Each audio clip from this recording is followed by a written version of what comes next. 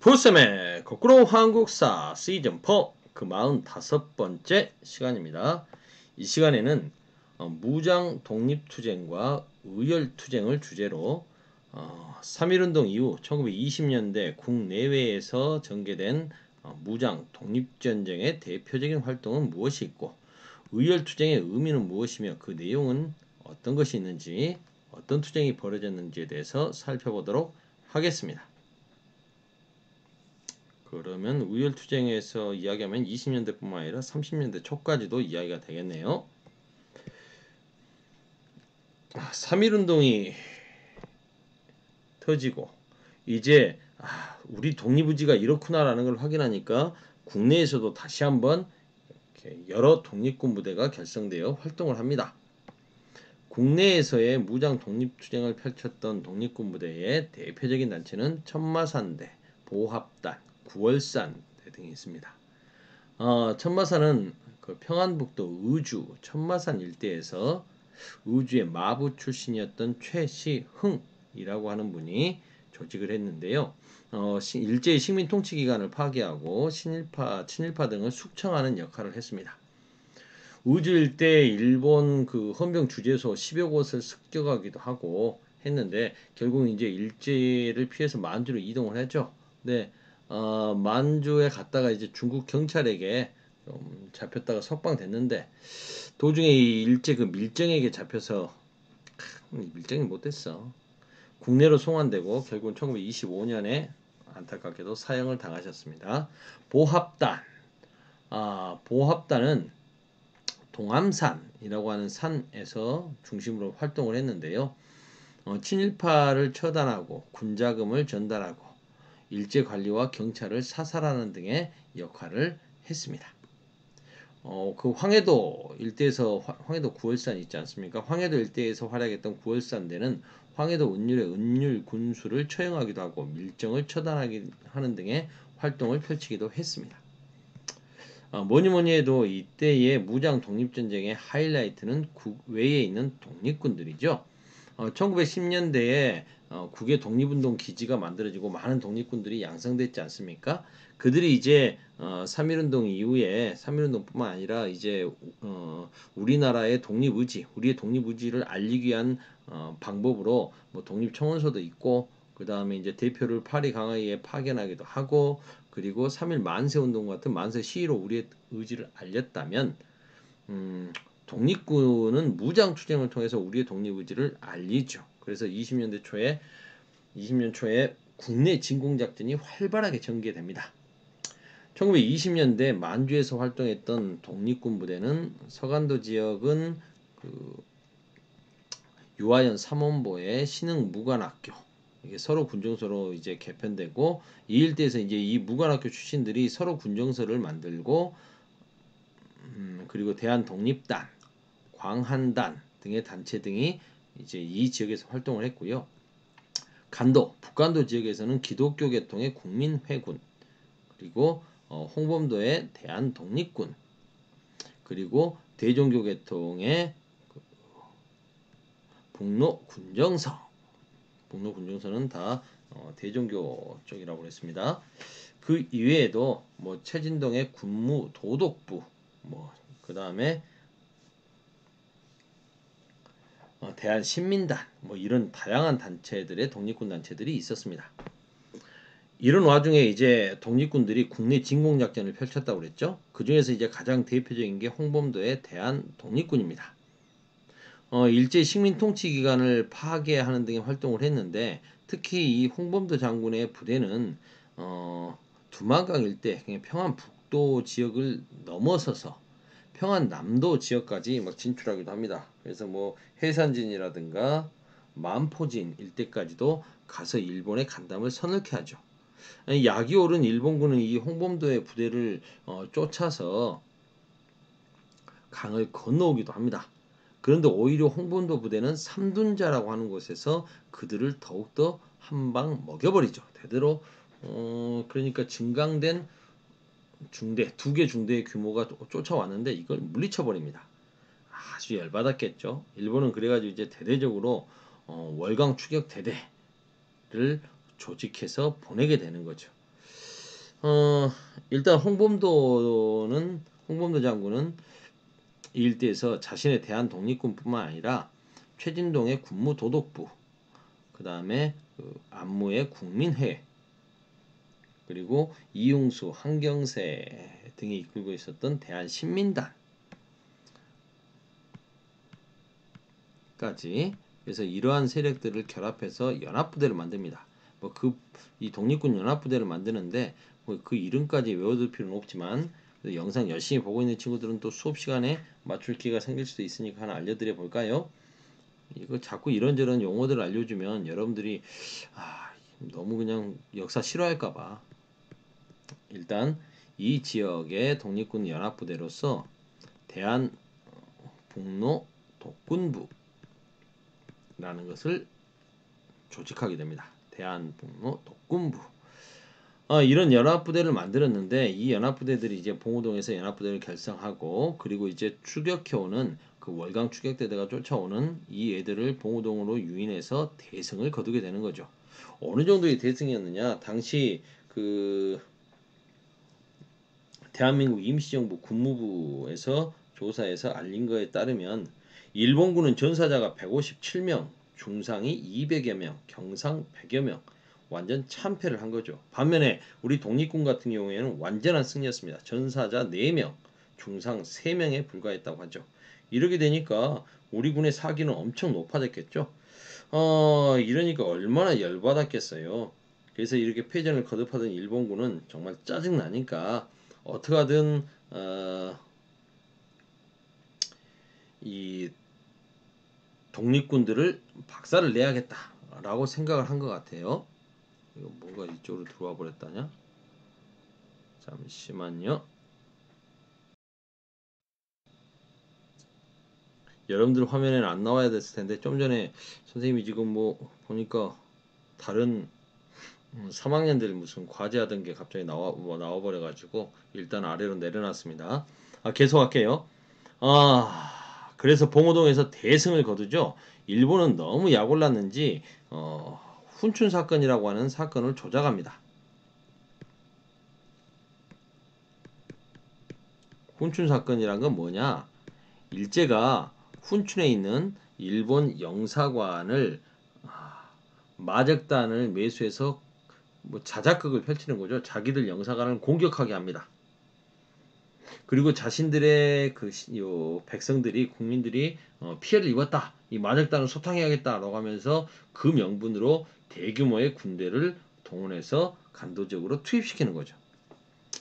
이러한 소식을 듣고 있었던 독립군은 안 되겠다 이제 싶어서 김자진과 홍범도가 이끄는 이 독립군 부대들은 이제 백두산 쪽으로 군대를 이제 간도 지역에 그 사람들이 많이 살고 있는 지역에서 이제 싸우게 되면 피해가 커지니까요. 그들을 백두산 쪽으로 유인해 가는 거죠. 완전 밀림이니까요. 백두산 정글지대로 유인하게 됩니다.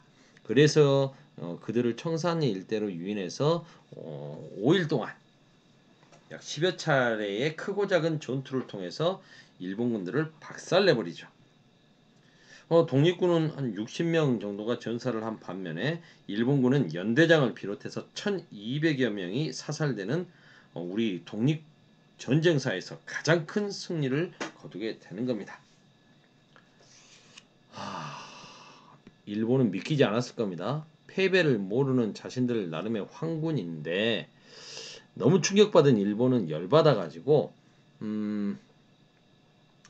그에 대한 패배를 복수하기 위해서 봉오동 전투와 청산리 전투에서 연달아 패배한 일본은 열받아가지고 이제 간도에 있는 한인들을 학살하는 거죠. 자신들이 패배한 이유는 독립군들하고의 전술상의 패배가 아니다. 독립군들을 도와주고 있는 이런 조선인들이 자신들에겐 거짓 정보를 흘리고 독립군들에게 물자 등을 공급해주고 정보를 알려주기 때문이다 라고 생각해서 간도의 한인들을 학살하는 거죠. 이게 바로 간도 참변입니다. 경신년에 일어났다 해서 이걸 경신참변이라고도 하는데요. 1920년 10월달부터 이듬해인 4월달까지 무려 간도 지역에서 조선인 3,600여 명을 죽여버립니다. 주로 남자들이죠. 독립운동 활진을 못하게 하기 위해서. 그리고 민가도 한 3,500여 채 정도가 소각되고요. 불이 타버리고 여기 이곳에 만들어졌던 한인들 학교, 교회 이게 다 독립군들의 직결지라고 생각해서 다 파괴해버리는 거죠.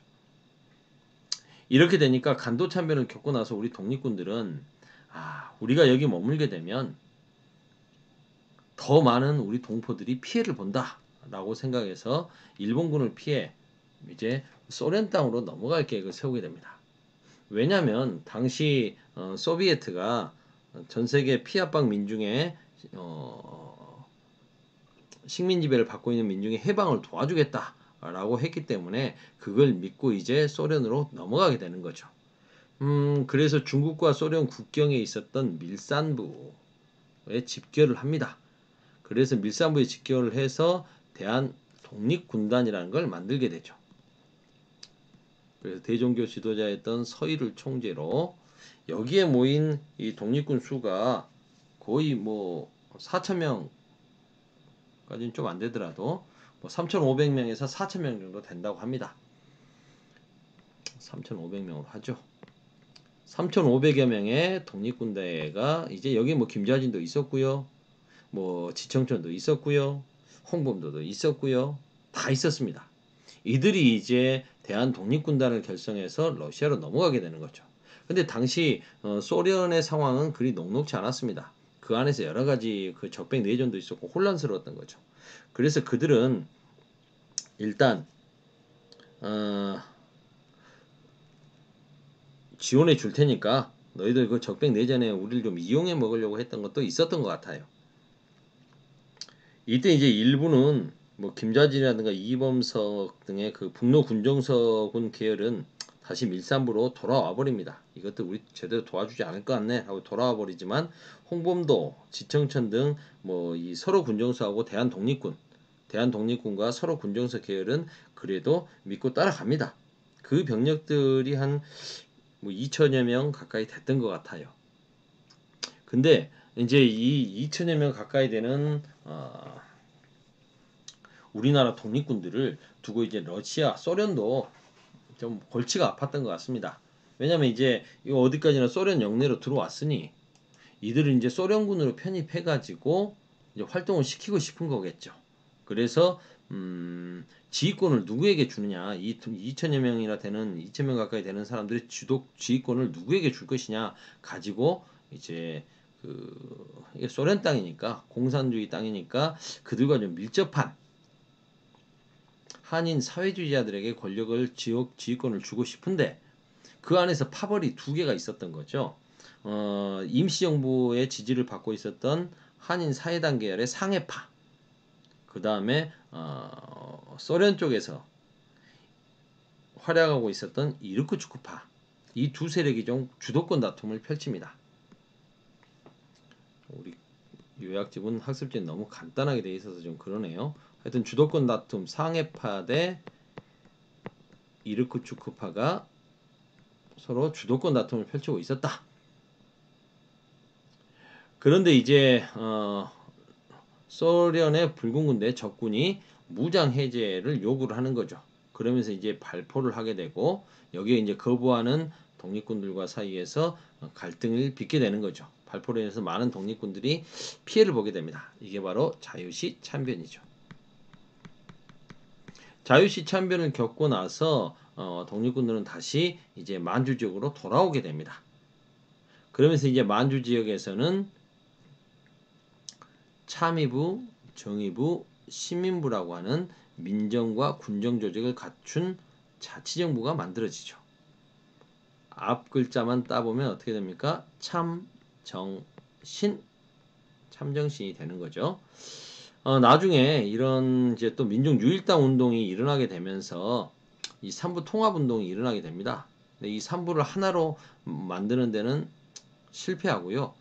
좀 통합이 돼서 두 개로 만들어지는데 남만주 지역에선 정의부와 참의부 일부 세력이 참의부와 정의부 일부 세력이 합쳐져 가지고 국민부를 만들고요. 그 다음에 북만주 지역에서는 정의부 일부와 시민부가 신민부 세력들이 주축이 돼서 혁신의회라는 걸 만들게 됩니다. 세 개가 두 개로 정리가 된 거죠. 이 국민부는 나중에 조선혁명당으로 개편이 되고요. 혁신의회는 나중에 한국독립당으로 개편이 됩니다. 그때는 당군 체제라고 해서 당과 군대가 당 소속의 군대가 있습니다. 그래서 이 조선혁명당은 조선혁명군, 한국독립당은 한국독립군이라고 하는 군대를 갖추게 되죠. 이게 30년대 초반에 이제 조선혁명군을 이끌었던 양세봉 장군, 그 다음에 한국독립군을 이끌었던 지청천 장군, 이런 분들이 또 30년대 초반에 무장투쟁을 이끌게 되죠. 한편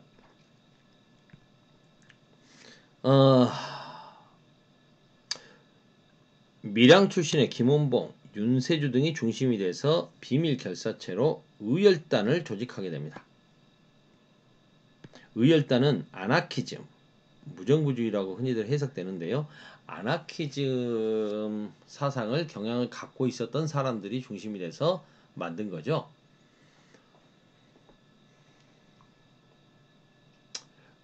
그래서 이들은 신채호의 조선혁명선언을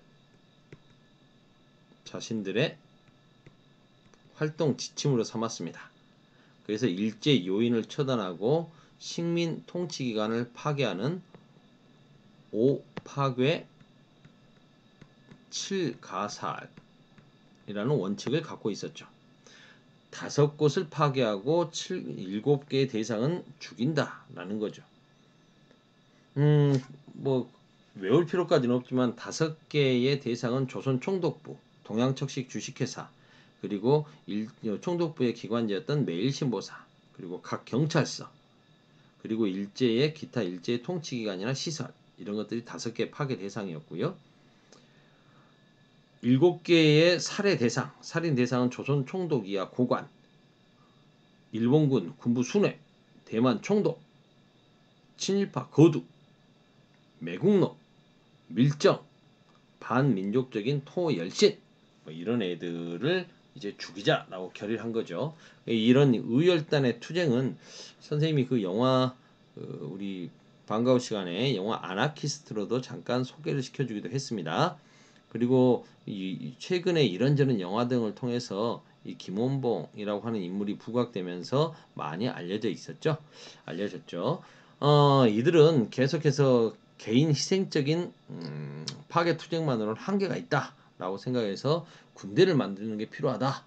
이런 의열 활동만으로는 독립이 어렵다라고 해서 그 황포 군관학교, 뭐 중국 발음으로 황푸 군관학교에 이제 들어가죠. 그래서 정규 군사 훈련도 중국 국민당의 그런 사관학교에 들어가서 공부도 하고요, 훈련도 받고요. 그래서 그 안에서 독립운동 지도자를 양성하기 위한 조선혁명 간부학교를 만들죠. 이 조선혁명 간부학교 1기 졸업생 중에서 안동 출신의 저항시인 바로 누굽니까? 누구? 기억 안 나요?